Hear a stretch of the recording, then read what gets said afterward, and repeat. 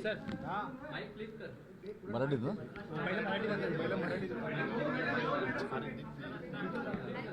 Sir जरा हे लागा, सर जरा हे लावा ना. सर जाऊ.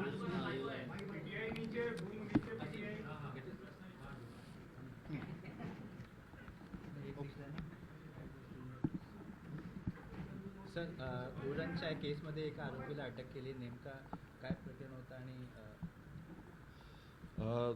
गुरुवारी दिनांक 25 जुलैला आपल्याकडे मिसिंग दाखल होतं उरण पोलीस स्टेशनला आणि 26ला रात्री आपल्याला जी मिसिंग मुलगी होती मयत तिचं प्रेत भेटलं आणि आपण शनिवारी सकाळी 27 तारखेला आपण मर्डरचा गुन्हा दाखल केला. गुरुवारपासूनच आज 5वा दिवस आहे. DCP क्राईम आणि DCP झोन 2 CP साहेबांच्या मार्गदर्शनाखाली आम्ही एक 8-9 पथक याच्यामध्ये काम करत होतो. मग बरेच इंट्रोगेशनमध्ये नातेवाईकांच्या मित्रपरिवार स्थानिक आणि आमच्या टेक्निकल ॲनालिसिसमध्ये आम्ही 2-3 सस्पेक्ट शॉर्टलिस्ट केले होते, स्पॉट केले होते. त्याकरता पथक आपलं नवी मुंबई तसेच कर्नाटका या ठिकाणी दोन्ही ठिकाणी पाठवण्यात आले होते आणि 2 पथक आपले मागील 5 दिवस त्या ठिकाणी कॅम्प करून होतं आणि इथून आपण जे काही इनपुट्स आपल्याला मिळत होते ते आम्ही त्या पथकांना देत होतो. त्याचा आधार घेऊन आम्ही आज सकाळी आम्ही जो मेन सस्पेक्ट होता आमचा दाऊद शेख म्हणून त्याला आम्ही ताब्यात घेतलेला आहे.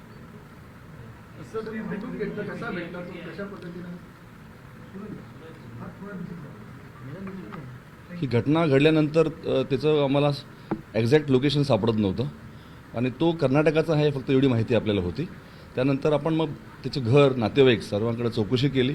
त्यानंतर त्याचा एक मित्र त्याने आम्हाला काय माहिती दिली त्या आधारे आम्ही एक गाव आहे अल्लर म्हणून कर्नाटका शहापूर या ठिकाणी त्यातून आरोपीला आज सकाळी पहाटे ताब्यात घेतलेला आहे. सर एक मोहसिन नावाचा आरोपी पण अटक केला अशी माहिती नाही. मोहसिन जो आहे हा मयताच्या संपर्कात होता आणि असे जे काही संपर्कात त्या मुलीच्या होते आम्ही सर्वांकडे चौकशी करत होतो.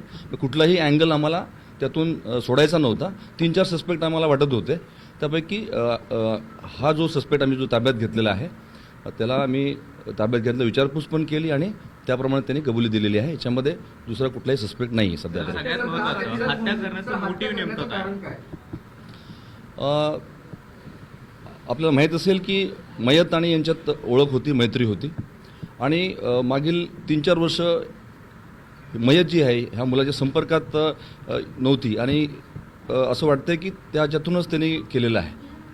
2019ला जो पॉक्सोचा गुन्हा आरोपीवरती दाखल झालेला होता आणि त्यानंतर त्याला तुरुंगात जावं लागलं होतं, त्याच्यात रागातून हे कृत्य त्याने केलेलं आहे असं वाटतंय. अजून पूर्ण इंट्रोगेशन झालेलं नाही आहे.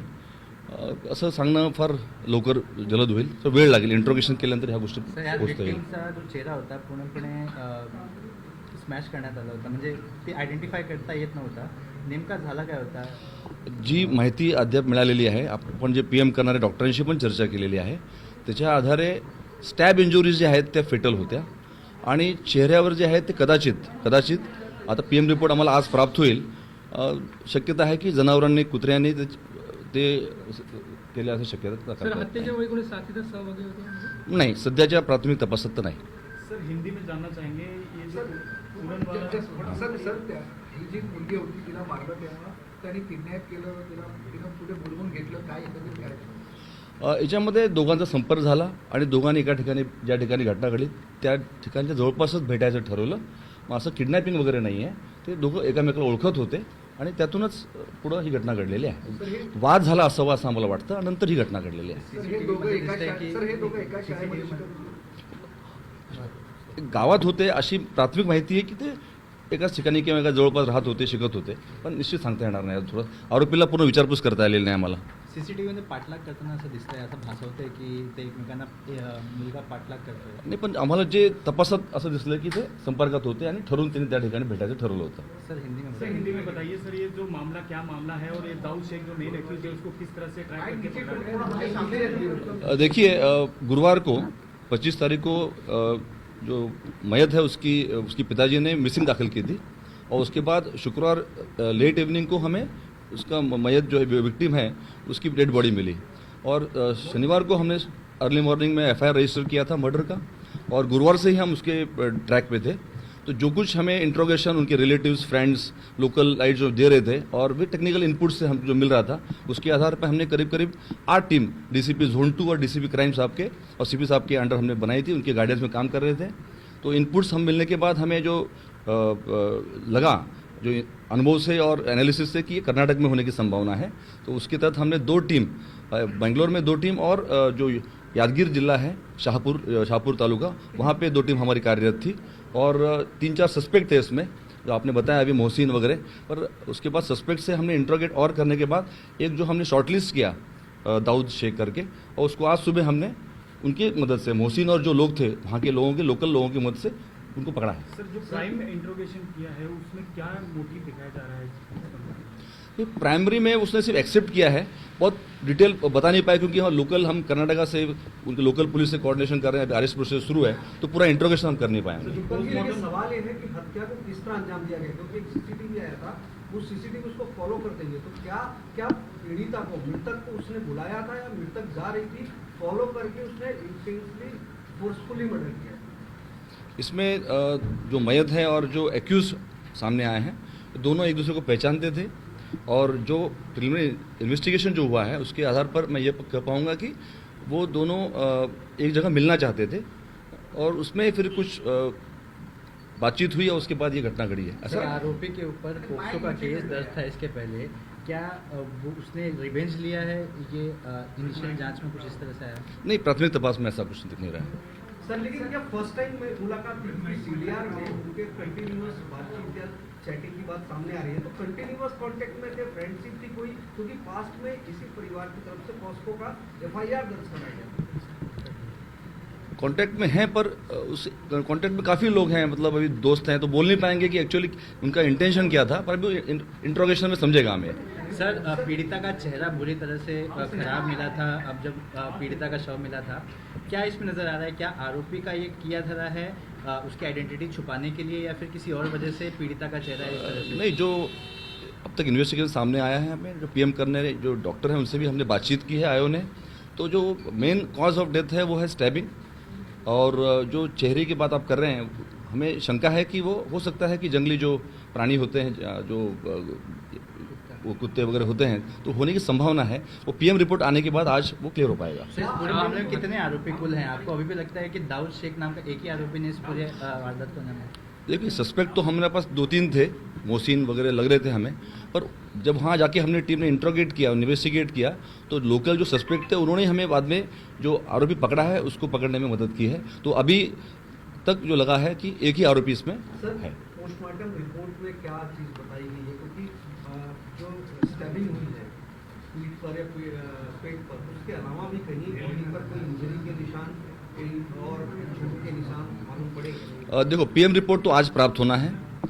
जो चर्चा हुई है डॉक्टर से और आयोग की, उसके इंक्वेस्ट पंचनामा जो उन्होंने देखा है उसके हिसाब से तो सिर्फ स्टैब इंजरी इसमें है, और जो चेहरे पे या जो बाकी इंजरीज हैं वो आरोपी के द्वारा दिख नहीं रही है।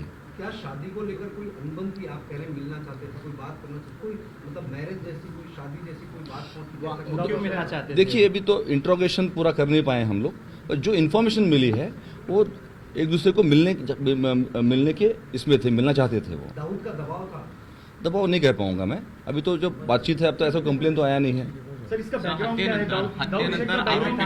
दाऊद शेख का बैकग्राउंड क्या है सर? उस बारे में देखिए, वो पहले उरन में रहा है काफ़ी दिन, उसके बाद जो पॉस्को दाखिल हुआ उसके बाद वो कोरोना के दरमियान वो कर्नाटक चला गया और वहाँ ड्राइवर करके वो काम करता था। 1-2 कंपनी चेंज की है उसने, वो पूरा डिटेल हम ले रहे हैं उसके बारे में। त्यानंतर पीडितेचा मोबाईल सुद्धा आरोपीने स्वतःच्या सोबत नेला होता का? मोबाईल आपल्याला सापडलेला आहे का? नाही, अजून तो सापडलेला नाही आहे। आता आरोपी आल्यानंतर आम्ही त्याचा शोध घेणार आहोत। सर, एक बात जानना चाहिए सर, जिस तरह से हत्या के बाद इसे हिंदू मुस्लिम का रंग दिया जा रहा है, कुछ राजनीतिक पार्टी इसमें शामिल है, क्या संदेश देना चाहेंगे नागरिकों को और उस नेताओं को? देखिए, मैं आज जो कॉन्फ्रेंस चल रही है उसके द्वारा ये कहना चाहूँगा कि जो भी विक्टिम हैं, जो सब वर्ग हैं, बच्चे हैं, महिलाएं हैं, उन्होंने 112 का इस्तेमाल करना चाहिए। 112 को अगर आप कॉल करेंगे तो आपको रिस्पॉन्स अच्छा मिलेगा और कुछ घटनाएं हम प्रिवेंट कर पाएंगे। Thank you.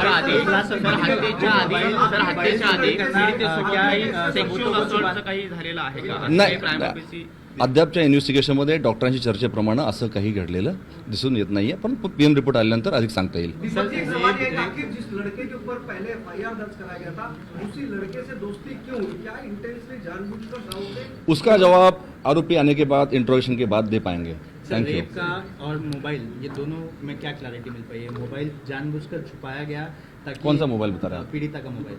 नहीं, वो भी देखो, अभी तो हम ढूंढ ही नहीं पाए मोबाइल, हाँ। तो उसके बारे में कहना गलत होगा। जब तक आरोपी हमारे सामने आके वरिष्ठ अधिकारी, अभी देखो टीम की भी PSI पे के under ACP, PI, DCP interrogate करेंगे, उसके बाद हम कुछ ज़्यादा बता पाएंगे इसके बारे में। दोघांमध्ये का म्हणजे प्रेमाचे संबंध वगैरे होते का असं काय? असं वाटत नाही आहे सध्या तरी, लेटेस्टमध्ये वाटत नाही आहे, भेटणार होते, अब माहीत नाही, सांगता येणार नाही। Deepak sir, is this the case of jilted lover? क्या ये पूरा मामला जिल्टेड लवर का लग रहा है कि अभी इंट्रोगेट करेंगे, उसके बाद सीनियर ऑफिसर ने बातचीत ही नहीं की, हम कैसे बता पाएंगे आपको? मोटिव क्या लग रहा है? सोशल मीडिया अकाउंट आप लोगों ने हम कल परसों तक बता पाएंगे आपको। सोशल मीडिया अकाउंट आप लोगों ने निश्चित ही खंगाला होगा। बहुत सारे ऐसे वीडियोस, मैसेजेस पोस्ट किए हैं राहुल ने, जो दिखाता है कि एक तरफा कहीं ना कहीं बहुत ज्यादा लड़की के प्रति झुकाव था। नहीं, अभी क्या करेंगे, आरोपी को इंट्रोगेट करके आपके पास फिर वापस एक बार हम आएंगे। Thank you sir. Thank you. Sir एक छोटा सा प्रश्न विचारना। एक छोटा सा, काय देऊ? एक छोटा सा 2 प्रश्न विचारना।